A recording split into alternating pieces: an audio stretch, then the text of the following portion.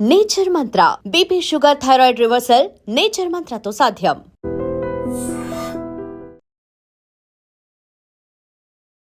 నమస్కారం, welcome to I dream. ధర్మ మార్గం విత్ విజిత కార్యక్రమానికి స్వాగతం.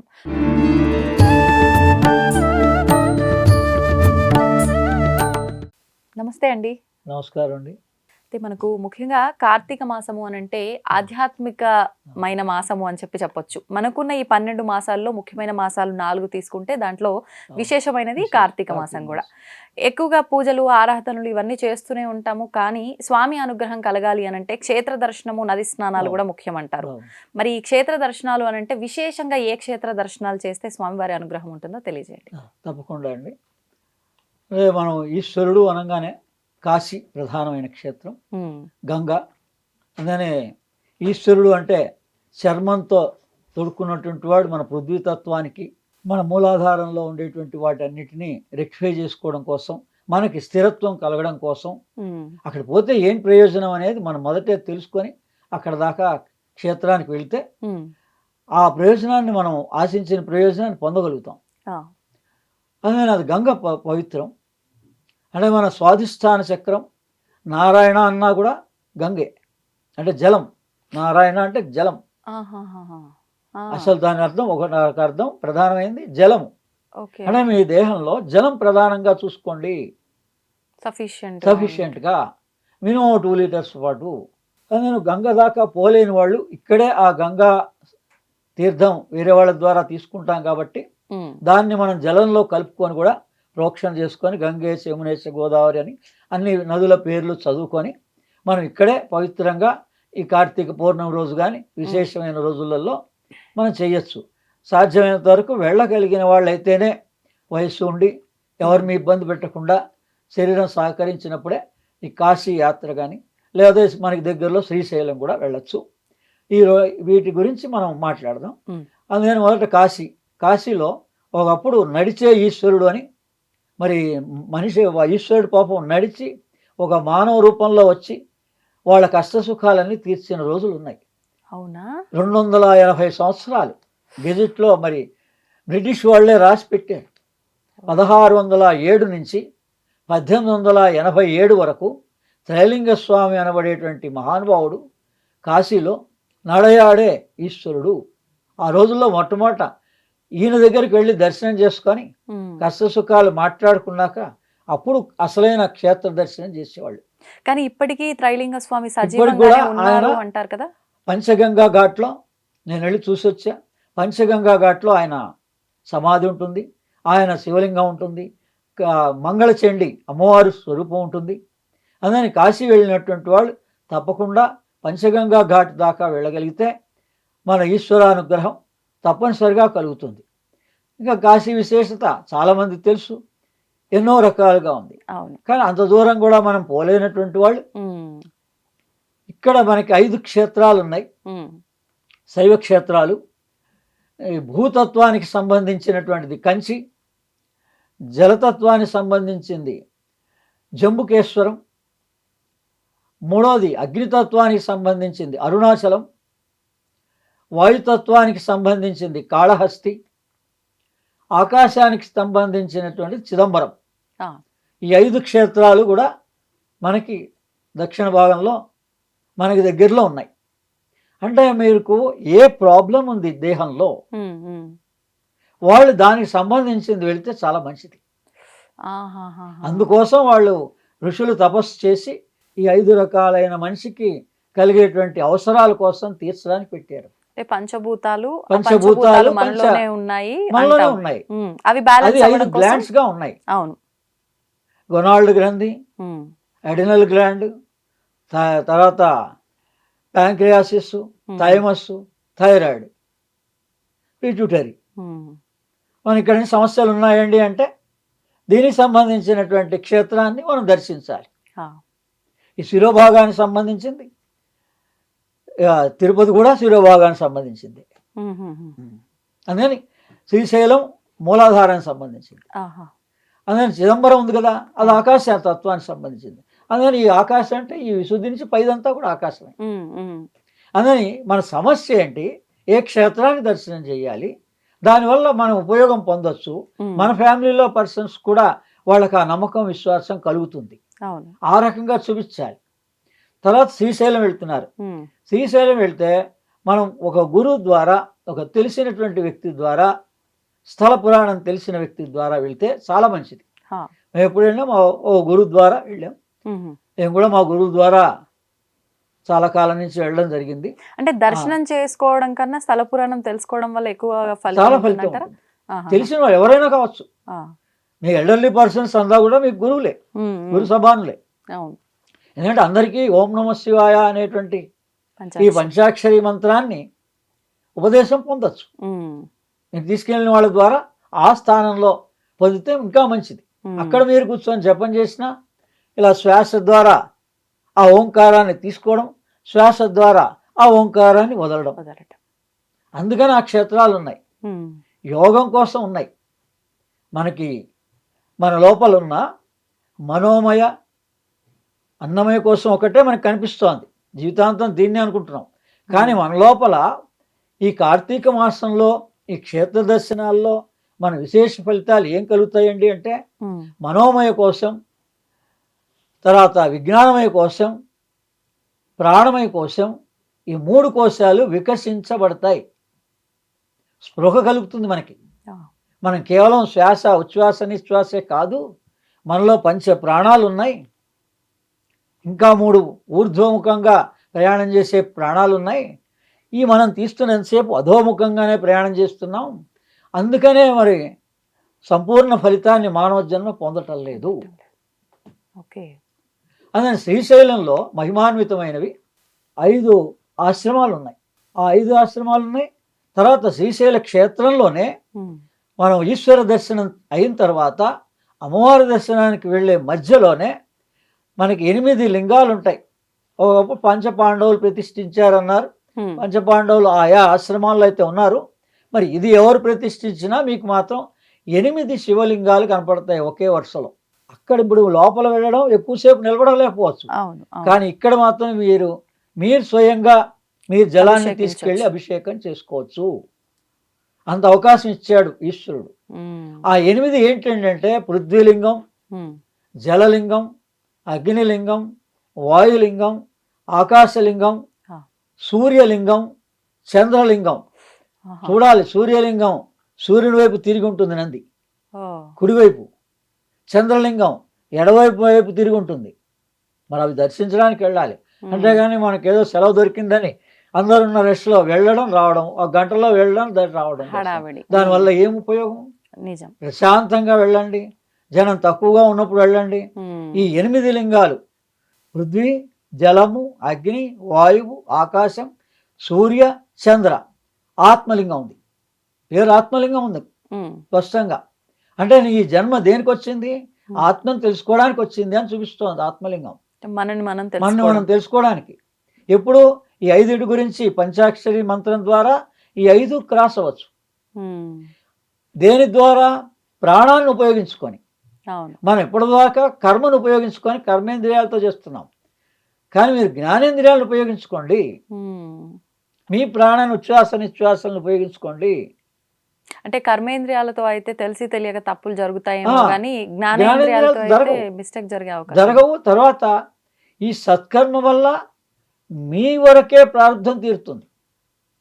మీ సంసార సంబంధమైన విషయాల గురించి మీరు మరి వాటి పరిష్కారం కావాలని అందరూ వెళ్తున్నారు, కానీ కర్మ చేస్తున్నారు. కర్మ చేస్తే అది మీకు కర్మ మీకు చెందుతుంది. మీ పుణ్యము మీ పాపంలో చెందుతోంది. మీరు అదే దైవ ప్రార్థన చేస్తే, యోగం చేస్తే, ధ్యానం చేస్తే మీ సంసార సంబంధమైన సమస్యల గురించి పరిష్కారం దొరుకుతుంది. దైవ ప్రార్థనలో సంసారానికి పరిష్కారం ఉంది. ధర్మ సూక్ష్మం అన్నారు, అందుకని తెలిస్తే చాలా సింపుల్. అందుకని ఈ 8 దాటాక సుబ్రహ్మణ్య స్వామికి కూడా స్వరూపం కూడా ఆలయం ఉంది. 9 వరుసగా ఉంటాయి. మనం వెళ్ళి వాటిని ఎప్పుడైతే 9 ఉన్నాయో అదే శ్రీచక్రార్చన. 9గా ఉంటే అమ్మవారే శ్రీచక్రం అదే. అందుకని ఆ భ్రమరాంబిక అంటే శివశక్తి రెండింటిని ఆరాధించిన ఫలితం. అందుకని ఆ భ్రమరాంబిక అమ్మవారి దేవాలయంలో కూడా గర్భగుడిలోకి అందరూ వెళ్ళలేకపోయినా కొంతమంది క్షేత్రంలో తెలిసిన వాళ్ళని అడిగితే హా. అమ్మవారి యొక్క నిజస్వరూపం మీకు బయట కూడా ఉంది, అదే ఆలయంలో. ఉమ్. వెళ్తున్నాం వస్తున్నాం చూడటం లేదు. అక్కడ తెలిసిన వాళ్ళని అడిగితే చాలా స్పష్టంగా ఆమెని స్పర్శ చేయొచ్చు, అమ్మవారిని స్పర్శ చేయొచ్చు. అక్కడ ఆ నిద్ర చేస్తే గజ్జల సప్పుడు వస్తుంది, ఉమ్. ఎక్కడ వస్తుందో కూడా చెప్తా. ఉమ్. అందుకని ఈ 5 మఠాలు ప్రధానంగా పాండవులు తపస్సు చేసిన చోట్లు. ఘంటామఠం మొట్టమొదటిది ఓకే. చక్కగా పునరుద్ధరించబడింది. అక్కడ కౌమారి అమ్మవారు కూడా ఉంటుంది. ఆ ఘంటామఠంలో గంట శివరాత్రి రోజున సంధ్యా సమయం నుంచి మళ్ళీ ఉదయం సంధ్యా సమయం వరకు 3 వ్యక్తులు, ఒకళ్ళు గంట కొట్టడం, ఒకళ్ళు నీళ్లు తీయడం, అది జలం, ఆ. అది కాశీ గంగతోటి కలిసి ఉంది లోపల. ఓ. ఘంటామఠంలో ఉన్నటువంటి బావి ఆహాహా. ఆ జలం. అందుకని ఆ జలాన్ని ఎదురుగుండానే ఉన్న శివుడికి అభిషేకం చేయడం. ఒకళ్ళు అభిషేకం చేస్తుంటారు, ఒకళ్ళేమో ఈ నీళ్ళని తోడుతూ ఉంటారు, ఒకళ్ళు గంట దానిపైనే ఉంటుంది, బావిలోనే పైనే ఉంటుంది గంట, ఆ గంటని మోగిస్తూ ఉంటారు. మూడు ఈ సేమ్ టైంలో ముగ్గురికి జరుగుతాయి. ఒక్క రోజులోనే మోక్షం వస్తుంది. ఆహాహా. అంటే ట్రాన్స్ఫార్మ్ అయిపోతుంది అనమాట, మన చైతన్యంలో మార్పు వస్తుంది. మనకి అందరిలానే జీవిస్తాం, ఉమ్. పగలు జాగ్రత్త అవస్థలో, స్వప్నంలో ఎవరి కల వాళ్ళు కంటారు. ఎవరికి ఇష్టమైనది తీరని కోరికలన్నిటికీ స్వప్నమే దారి. అదే పేర్లు కూడా పెట్టుకున్నారు. ఉమ్. మీ దగ్గర కూడా ఉన్నారు స్వప్న అనే పేరుతో యాంకర్స్. అదే వాళ్ళు తెలుసుకోవాలి, మనం కోరికలు తీర్టలే అనుకుంటాం, ఏం ఒక్కర్లే. మీకు కావాల్సిన కోరికలన్నీ భగవంతు స్వరూపం అమ్మవారో అయ్యవారో మీ స్వప్నంలో తీర్చేస్తారు. సంతృప్తి చెందాలి, అన్ని కర్మతోటే తీరాలని కోరుకోకూడదు. ఉమ్. కానీ ఇంకో 2 ఉన్నాయి. ఏంటండి? జాగ్రత్త స్వప్న దాటాక గాఢ నిద్ర, తురీయావస్థ, ఉమ్. సుషుప్తావస్థ, తురీయావస్థ ఉన్నాయి. ఎవరైతే ఆ తురీయావస్థ సుషుప్తావస్థ గురించిన పరిజ్ఞానం ఉంటుందో భగవంతుడి దగ్గరగా ఉంటారు. వాళ్ళకి కర్మతో సంబంధం లేదు. అవును. మనం చేసే ఇంత కష్టపడి సాధన చేయక్కర్లేదు. శ్వాసతోటి ఇదే పంచాక్షరి మంత్రాన్ని చేయొచ్చు. అలా హాయిగా ఎప్పుడైనా 2 రోజులు కానీ 3 రోజులు కానీ వారం రోజులు కానీ వేస్టేజ్గా తీసుకొని అలా ఈ శ్రీశైలం దర్శనం చేసిన కాశీ పోయినంత దక్షిణ కాశీ ఇది, అంత ఫలితం వస్తుంది మనకి. జన్మ ముక్తి పొందుతాం, మన ప్రాబ్లమ్స్ తీరుతాయి, మన కుటుంబంలో వాళ్ళ ప్రాబ్లమ్స్ కూడా తీరుతాయి. ఈ 5 మఠాల్లో ఘంటాముఖం ఒకటి, విభూతి మఠం ఒకటి, రుద్రాక్ష మఠం ఒకటి, సారంగధరం మఠం ఒకటి, ఇంకోటి 5వ మఠం ఉంది. 5 పంచ మఠాలు ఉన్నాయన్నమాట. ఇవి పాండవులు ప్రతిష్ఠించిన చోట్లు. చాలా విశిష్టమైనటువంటి అక్కడ శిలా శాసనాలు దొరికాయి.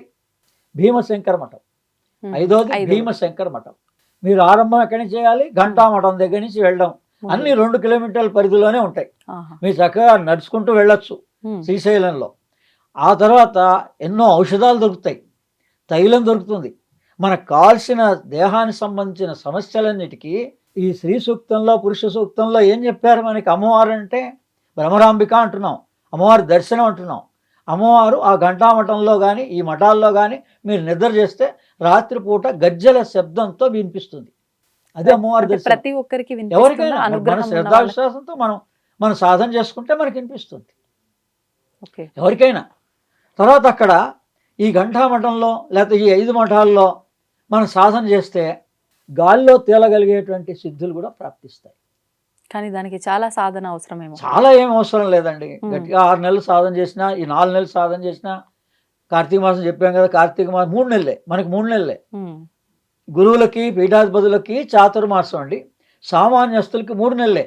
కార్తీకము, మార్గశిరము, పుష్యమాసం, మీకు ముక్కోటి ఏకాశి. అంటే మీకు 3వ కంటి ద్వారా మీకు జ్ఞానోదయం అవుతుంది కూర్చున్న చోట్లో అని దాని అర్థం. 3 నెలలే.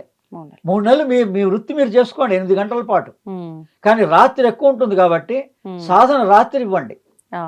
1 గంట 2 గంటలు ప్రాక్టీస్ చేయండి. నిద్ర పోయేటప్పుడు శ్వాస ద్వారా ఈ మంత్రాన్ని పలకండి, ఓం నమ శివాయ అని. ఓంకారాన్ని శిరోభాగంలో స్మరించండి, నా అనేటువంటిది నాభిలో స్మరించండి, మా అనేటువంటిది విశుద్ధంలో స్మరించండి, సి అనేది మూలాధారంలో, వా అనేది స్వాధిష్టానంలో, యా అనేటువంటిది అనాహతంలో. ఇదే ఓం నమ శివాయ ఉపదేశం. అంటే చిలుకు ద్వాదశి ద్వారా 4 నెలలు చాతుర్మాస దీక్ష చేసిన మా పీఠం కూడా కుర్తాళ పీఠం. సిద్ధేశ్వరానంద భారతి పాదపద్మాలకి నమస్కారం చేస్తూ, వాసుదేవానంద భారతి హనుమత్ ఉపాసకులు అదే పీఠం. మరి ఆయన్ని మొన్న కలవడం జరిగింది. అలా వచ్చినప్పుడల్లా హైదరాబాద్ వచ్చినప్పుడు కలుస్తుంటారు. ఏ స్వామీజీనైనా వాళ్ళు చాతుర్మాస దీక్షలు చేశారు.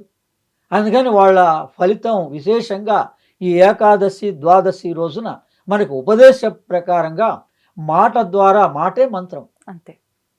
అందుకని మీరు ఈ మాటే మంత్రం అనేటువంటి ఆ పాట కూడా తీసుకోవచ్చు. లేదా ఈ మంత్రాన్ని పుష్పంగా సమర్పిస్తున్నాం భగవంతుడికి, మీరు ఈ మంత్రాన్ని పుష్పంగా సమర్పించండి. అంటే మీరు లోపల శ్వాస ద్వారా చేయడమే పుష్పంగా భగవంతుడికి హృదయంలో సమర్పించడం. అవును. అనేది ఇది య ఏవం వేద ఆయతనమాన్ భవతి.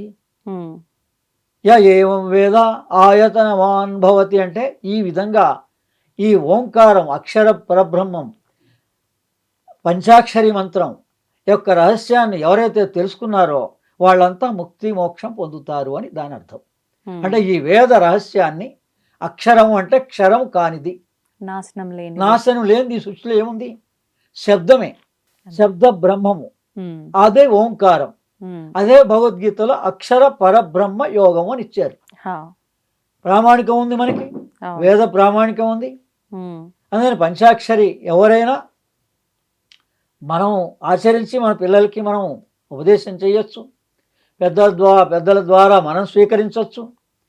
గురు భావన అంటే మీ పిల్లలకి తల్లిదండ్రులు ఉపదేశం చేయొచ్చు. ఈ విధంగా ఈ క్షేత్రాలని కాశీ కానీ, ఈ శ్రీశైలం కానీ, ఈ పంచ క్షేత్రాలు కానీ, పంచభూత లింగ క్షేత్రాలు కానీ మనకి చాలా అందుబాటులో ఉన్నాయి. కేవలం ఒక్క శ్రీశైలంలో కూడా ఈ రకంగా 5 లింగాల్ని మనం ధ్యానం చేసి మనస్ఫూర్తిగా వాటిని గురుముఖత గనక వీటి తత్వాన్ని తెలుసుకోగలిగితే ఒక 5 రోజుల్లో 3 రోజుల్లో 2 రోజులన్నా శ్రీశైలంలో ఉండి నిద్ర చేయగలిగితే మన అమ్మవారి యొక్క కృపని పొందగలుగుతాం. మన జన్మ ధన్యమవుతుంది. ఈశ్వరారాధన వల్ల ఖచ్చితంగా మనకి మోక్ష ప్రదానం. అంటే ఈశ్వరుడు అంటే మోక్షకారకుడు, లయకారకుడు. జన్మ తప్పనిసరిగా ధన్యం అవుతుందండి. చాలా సులభం. అందుకని ఈ పాటలు పెట్టుకొని పోని, ఎందుకంటే పాట పెట్టుకోవడం అందరికీ సులభం కదా, ఎవరు వద్దనరు కదా. ఆ పాటలు కూడా దీంట్లో కలపండి, అందరూ వింటారు. అద్భుతంగా విశ్వనాథ్ గారి ద్వారా వచ్చినటువంటి శృతి లయలు అనేటువంటి, మరి వేదం, శృతి అంటే కూడా వేదం, ఆ వేదం ప్రకారంగా వచ్చిన సినిమా. అందుకని మనం వేరే వాటిలో కంటెంట్లో పోకుండా ఆ శృతి లయలు అనేటువంటి సినిమాలో మనం ఈ పదాన్ని మంత్రంగా, వేదవాక్యంగా, వేద సారాంశంగా, మంత్రపుష్ప సారాంశంగా స్వీకరించవచ్చు. అందరికీ ఈ జ్ఞానాన్ని పంచవచ్చు. య ఏవం వేద ఆయతనవాన్ భవతి. మీకు మంత్రాలన్నిటికన్నా కూడా విశేషమైన మంత్రం ఇది. ఇది వేదోక్తమైనటువంటిది. ఈ మాట అనుకున్నా మీకు మంత్రమే. య ఏవం వేద ఆయతనవాన్ భవతి. ఆ పాట 10 సార్లు వింటే మనకి ఆటోమేటిక్గా వద్దన్నా కానీ మనం స్మరిస్తాం. రోజు నిద్రపోయేటప్పుడు ఇది స్మరించండి, మీకు మోక్షమే. మోక్షం చాలా సులభం అండి. గురు మార్గంలో 20 సంవత్సరాలు ఉపాసన చేసి నేను అనేక గురువులు, పీఠాలు, పీఠాధిపతుల ద్వారా తెలుసుకున్న రహస్యం ఏంటంటే, గురువు ద్వారా గురువుల్ని మనం ఏం ఆకాంక్షించాలి అంటే, మా జన్మ ధన్యమయ్యేలాగా మమ్మల్ని ఆశీర్వదించండి, ఈశ్వరానుగ్రహ ప్రాప్తిరస్తు. వాళ్ళ అనుగ్రహం ఉంటే చాలు, మన జన్మ మోక్షం పొందబడుతుంది. ఈ రకంగా క్షేత్రం యొక్క మహిమ, కార్తీక మాసం యొక్క మహిమ, అందరూ అవకాశం ఇచ్చినందుకు ఐ డ్రీమ్ వాళ్ళకి, మీ ప్రేక్షకులందరికీ కూడా ధన్యవాదాలు. కార్తీక పౌర్ణమి శుభాకాంక్షలు.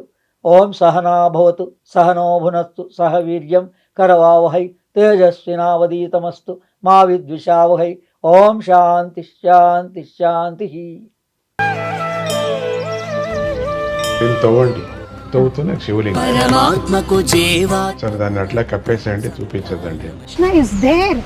మూర్తి పూజ కాదు, సాక్షాత్ బ్రజేంద్ర నందన భగవాన్ ఉన్నారు మూర్తిలో. ఏమీ ఆశించకుండా ఆరాధించే వాళ్ళు కూడా ఉన్నారా ప్రభుజీ? నిజమైన భక్తి అంటే మనకు తెలియదు కాబట్టి